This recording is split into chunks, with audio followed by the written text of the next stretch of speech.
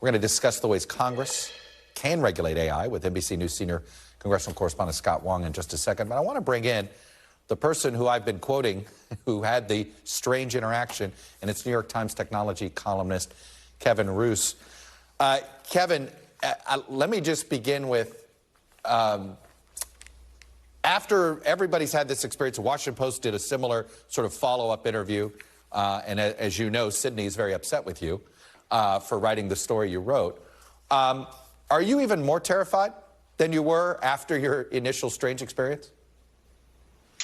Well, I should say I did chat with Sydney last night, and we made up. So it's all has been forgiven for this strange encounter, but it was a deeply unsettling experience that I had earlier this week. It does, you know, it does seem as if, and I want the point that Jay Obernolte make, which is what you put into it is what you're going to get back. And when you hear that, how much, when you look back at the conversation you had, your strange experience, is it almost all attributed to how you were asking questions?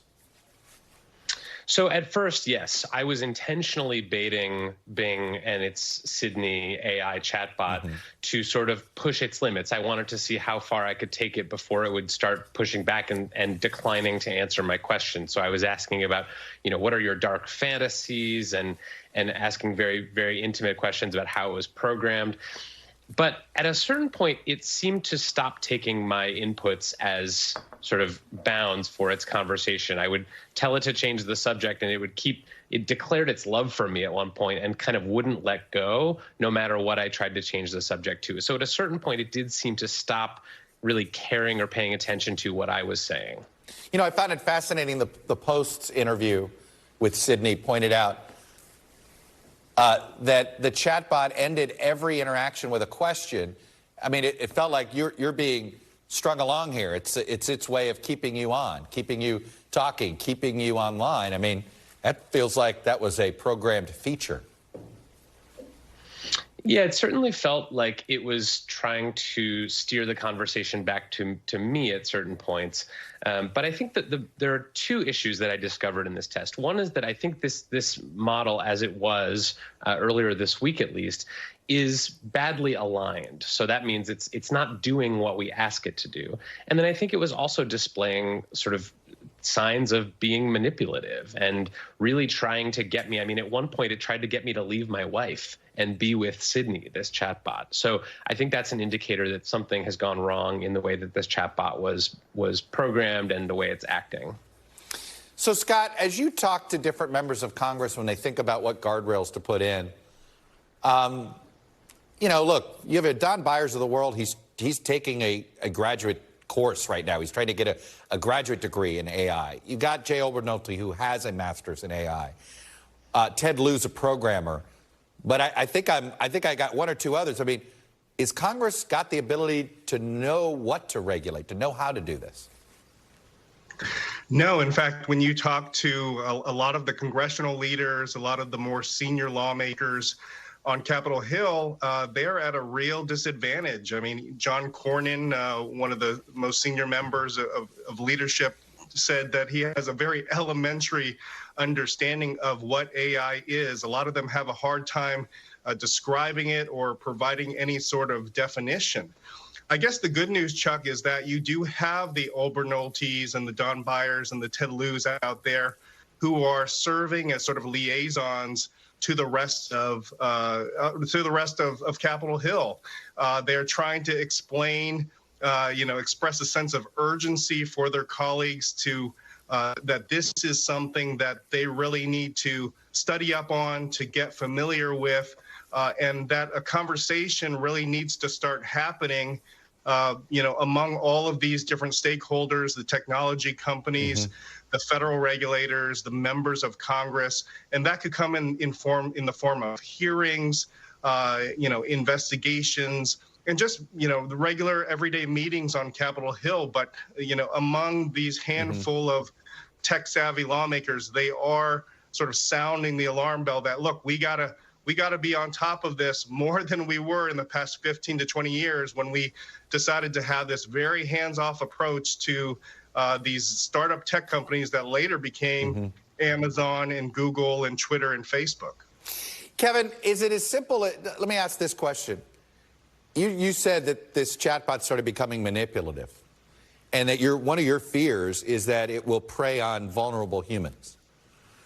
Does Section 230 protect Microsoft from being liable for the manipulative actions of its chatbot?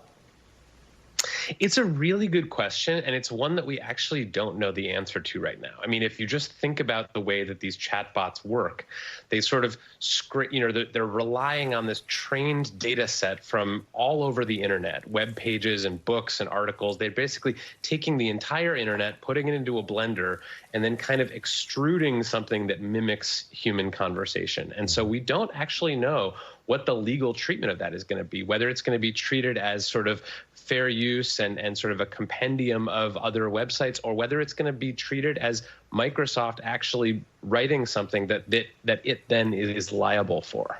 Well, I saw that there's somebody suing Microsoft, if I'm not mistaken, Kevin, because it's the Copilot software, something different that would help programmers. And it's somebody saying, hey, wait a minute, this is not fair use. This is taking the work of human beings, and there's no acknowledgement that it took this work. One would assume any AI-generated program code wouldn't be there without a human.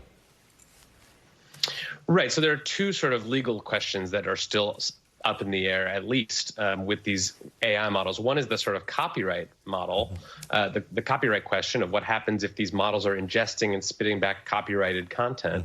The other is a kind of more general and philosophical liability question. If you have a chatbot and it is manipulating users or telling them to do things that might be dangerous or harmful, and then those users go out and do those things, is the chatbot and the chatbot's maker going to be held liable for that? And we simply don't know the answer to that.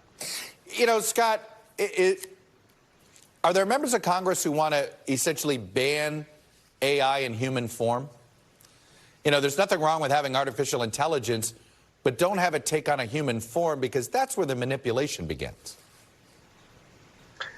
I haven't quite heard them go that far yet. A lot of them, as I mentioned, are still sort of learning about what this is. There is a very hefty discussion on Capitol Hill right now focused on banning certain social media, including TikTok, as you know, Chuck. And so Josh Hawley and Marco Rubio and many others have been proposing outright bans on social media, including TikTok.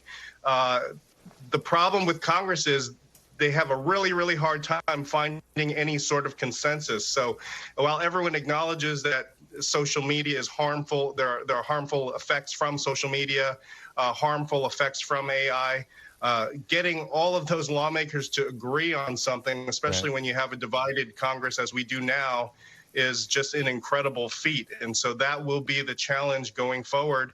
The problem also is that AI is moving so rapidly, right? We talked about this AI arms race that's happened, billions and billions of dollars being invested in this technology.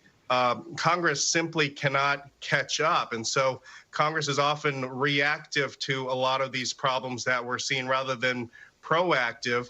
And, by the time Congress gets around to proposing a bill, often it's too late. So that may be the case with AI as well. Well, Section 230 is a great reminder of sort of, you try to be proactive and it turns into something that becomes a problem down the road.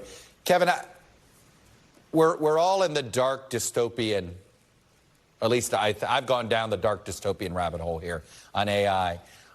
We never went down that dark dystopian rabbit hole when social media began, right? There was no questioning of it. This is great. Are we actually could it be that we're overly negative on this technology right now? Yeah, it's certainly possible. I mean, I have to be careful in my own writing and analysis to not lean too hard on the dystopian side of the scale, because these technologies also can be wonderful. They can be tools for increased productivity and creativity. They can help us get more done. They can help us have ideas. They can, I've used AI writing tools to brainstorm before. So I think we should spend time talking about both the sort of good sides and the bad sides of this technology. Well, for what it's worth, Scott, we asked ChatGPT the following question. I want to put the answer on the board. What's the best way for Congress to regulate AI? It seemed to do okay. It seemed to give a very good scripted answer that a member of Congress, generic member of Congress might give. Prioritize transparency and accountability, foster innovation, consider sector-specific regulation, ensure fairness and non-discrimination, work with stakeholders. Ultimately, the key to effective AI regulation is to strike a balance between promoting innovation, ensuring that AI is developed and used responsibly. Actually, let me counter that. It's not what a member of Congress would say. It's what I think any Microsoft lobbyist would say.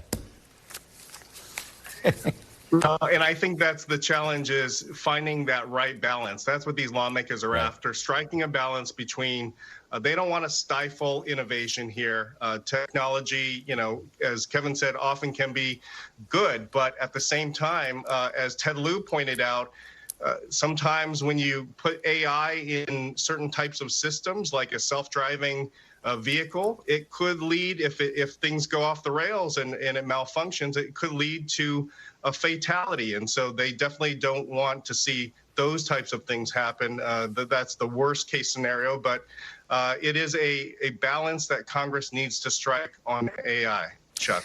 Well, if only Aldous Huxley could tell us what to think on all this. Anyway, Scott, Wong, Kevin Roose, thank you both.